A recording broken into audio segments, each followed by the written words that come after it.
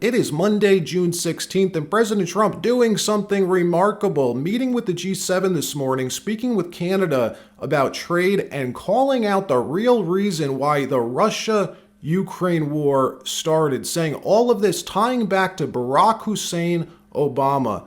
We're going to show you also the Iran-Israel war widening, Pakistan, a nuclear power, threatening to get involved. This is turning into a nightmare scenario. We're going to break it all down. So much is happening and more stories as well from around the country. But before we get started, thank you for liking and sharing these videos. It really helps out the channel. And consider subscribing if you appreciate these regular updates. So President Trump attending the G7 summit this morning in Alberta, meeting first with Canada's new Prime Minister, Mark Carney, and doing something remarkable, saying to the press in front of the world, in front of Mark Carney, the real reason why Ukraine and Russia are at war right now, all going back to Barack Obama, who made the dumbest decision a decade ago to kick Russia out of the G8. Watch what he said.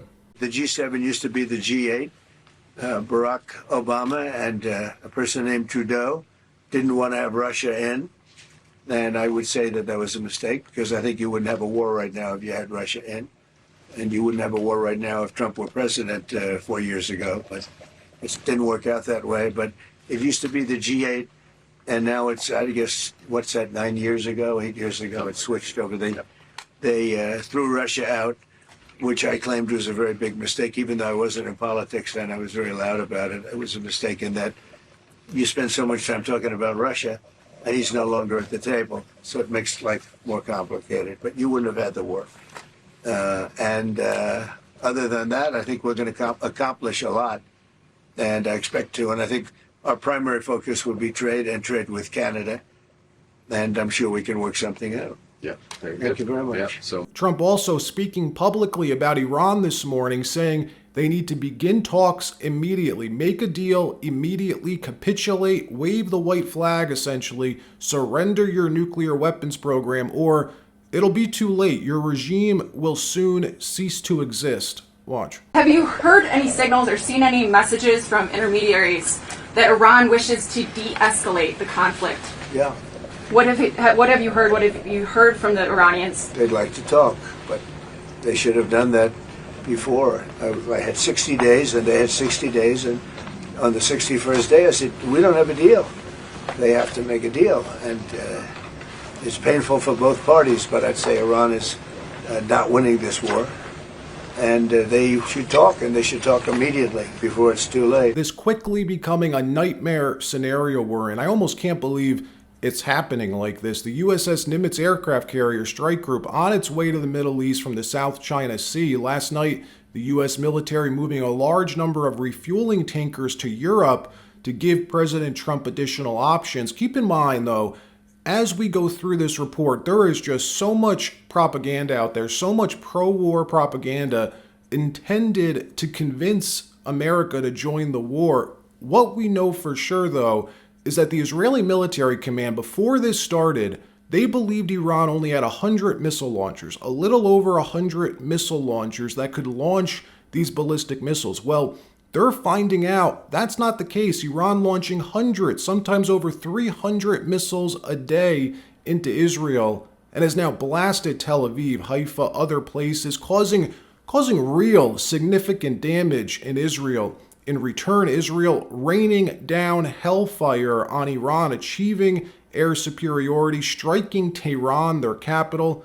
Israel at this point absolutely winning the war. Netanyahu saying on Fox yesterday he wants regime change. He's wanted that for decades. The Iranian government, they are chock full of Israeli spies. Mossad has infiltrated Iran's government to the highest levels. We are witnessing a regime change war. It's unfreaking believable. And look, if that's what Israel wants, that's fine. But we're now hearing there is major pressure on President Trump to join the war. Realize right now, it's still a choice. It's Trump's choice at this moment. Pretty soon, in a few days, a few more days, that choice disappears. Let me explain why. If the Iranian regime is about to fall, the nuclear facilities will need to be destroyed. The United States, Western powers will not allow the furlough enrichment site and the others to be left standing with a new unknown regime coming into power. If Netanyahu succeeds, topples the Iranian regime, think about it. What pops up from the ashes? Nobody knows. There's no way to control that outcome. Therefore, the President of the United States will not risk leaving the nuclear program intact. They just won't allow that. It's not an option. And the problem is Israel doesn't have heavy bunker buster bombs, nor the aircraft to carry them and launch them. The U.S. would have to send in their B-2s. What you're seeing on the screen is what these bunker buster bombs look like. Netanyahu admitting yesterday regime change is the goal. U.S. politicians from both sides of the aisle admitting regime change should be the goal. This is insane. Watch. So is regime change part of the effort here? Could certainly be the result because the Iran regime is very weak. I think it's basically left with two things. It's plans to have atomic bombs and ballistic missiles. That's basically what Iran has. They certainly don't have the people. 80% of the people will throw these theological thugs out. I mean, they murder them. They oppress them for 46 years. They've yearned for freedom. I mean, they shoot women because their hair is uncovered. They shoot students. They just suck the oxygen from this brave and gifted people, the Iranian people. And the Persian people and the Jewish people have had an ancient friendship.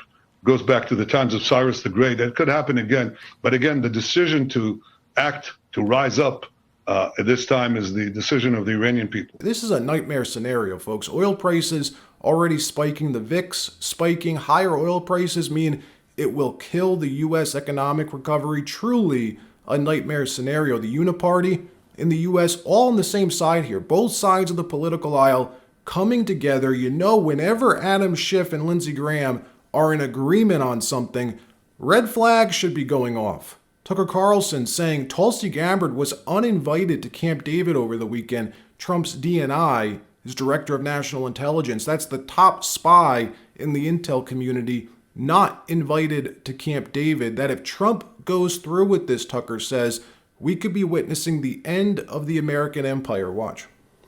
I actually really love Trump. I think he's a deeply humane, kind person. And I am saying this because I'm really afraid that my country's going to be further weakened by this. I think we're going to see the end of American empire. Obviously, other nations would like to see that, and this is a perfect way to scuttle the USS America on the shoals of Iran. But it's also going to end, I believe, Trump's presidency and effectively end it. And so that's why I'm saying this. What do you mean by that? That's coming from you. Look, I knew Bush. I knew George W. Bush. We had, family connections to Bush. I knew Bush.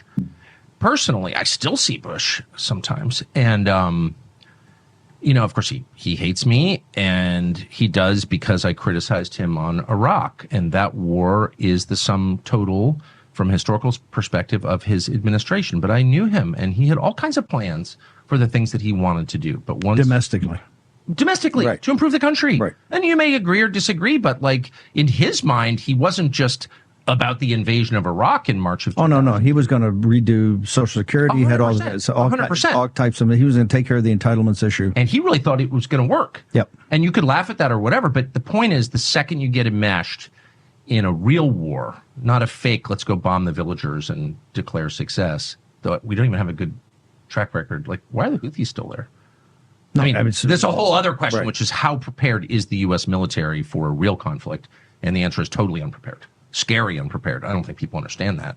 But anyway, the only reason I'm saying any of this is because I really, really care. We've seen all this gamed out. Israel, the size of a stamp on a postcard. Iran is a massive country, 90 million people. The heavy-duty ballistic missiles they've been launching already causing havoc in the streets of Tel Aviv. Major destruction, real destruction. Pakistan, a nuclear power, calling on the Islamic countries of the world to unite against Israel. They are a nuclear power. Pakistan is a nuclear power. They have long-range ballistic missiles. Over the weekend, Pakistani defense minister calling for Muslim nations to join the fight against Israel, saying we stand behind Iran. The problem for them is the Iranian Shiite kingship is so unpopular in the Middle East that most of the Muslim world is giving the Israelis a free hand to do this. Look, I support Israel as a sovereign nation. They are one of our strongest allies, but what's best for Israel isn't necessarily best for the United States. The best thing for Israel, think about it, would be the U.S. joining the war. Clearly, that's not the best thing for the U.S. Watch this clip of George Bush. Tell me you don't see similarities. It's the exact same playbook. And somehow our politicians are falling for it all over again. Watch. Information from a high-ranking Iraqi nuclear engineer who had defected revealed that despite his public promises, Saddam Hussein had ordered his nuclear program to continue. The evidence indicates that Iraq is reconstituting its nuclear weapons program. Saddam Hussein has held numerous meetings with Iraqi nuclear scientists, a group he calls his nuclear mujahideen, his nuclear holy warriors. Satellite photographs reveal that Iraq is rebuilding facilities at sites that have been part of its nuclear program in the past. Iraq has attempted to purchase high-strength aluminum tubes and other equipment needed for gas centrifuges, which are used to enrich uranium for nuclear weapons.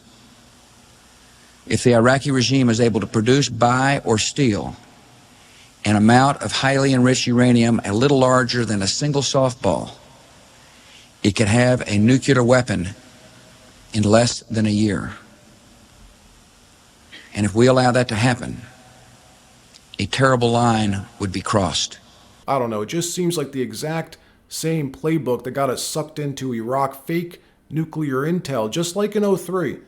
Today, every politician supporting escalation, supporting Trump joining the war. There is just so much happening right now, so much we don't know. But one thing I'm positive about is this weakens the Trump administration domestically. We're already seeing Trump's coalition cracking. Trump needs his entire coalition together. He can't risk a split, and the split is happening.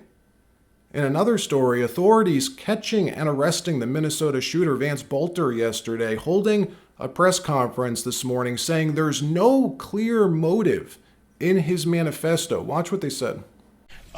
With respect to the potential motive, let me say this. There's been a lot of press coverage and speculation and discussion of a manifesto. I've seen nothing like a Unabomber-style manifesto in his writings. He had many, many notebooks full of plans, lists of names, surveillance, efforts that he took to surveil and locate the home addresses and family members' relationships with these elected officials. But I have not seen anything involving some sort of political screed or manifesto that would clearly identify what motivated him. Obviously, his primary motive was to go out and murder people. Now, they were all elected officials. They were all Democrats. Beyond that, I think it's just way too speculative for anyone that's reviewed these materials to know and to say what was motivating him in terms of ideology or specific issues. There's a lot of... For abortion rights supporters? There were some abortion rights supporters, I believe, on the list. But again, there was dozens and dozens and dozens of names on, hundreds of pages of documents that were recovered with his writings on them. For whatever reason, they're refusing to release the manifesto. Why? If they have it, release it. Every time this happens, they try holding back information, which I never understand. Democrats trying to blame President Trump for the shootings now. U.S. Senator Jeff Berkeley, a U.S. senator saying Trump's hateful, violent rhetoric promoted this type of environment. You gotta be kidding. Watch. There was a state representative, Democratic leader of the state legislature in Minnesota killed over the weekend, a state senator shot. How would you describe the current political atmosphere in this country this morning? I feel like Trump has really popped the lid off the rhetoric and the sense of hate and violence and promoted this type of an environment. It's profoundly disturbing. for all of us.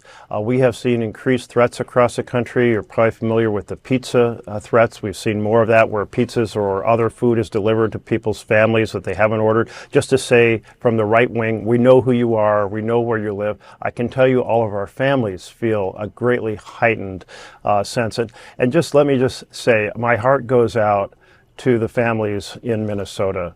How horrific for the whole country, but particularly we're holding the folks in Minnesota in our hearts. Yeah, no place in this country for political violence of any kind. Let me know what you think in the comments. Is there something odd about this Minnesota shooter? Is it just me, or does something not smell right here? Let me know what you think. All right, that wraps up this episode. Like, subscribe. We'll see you next time.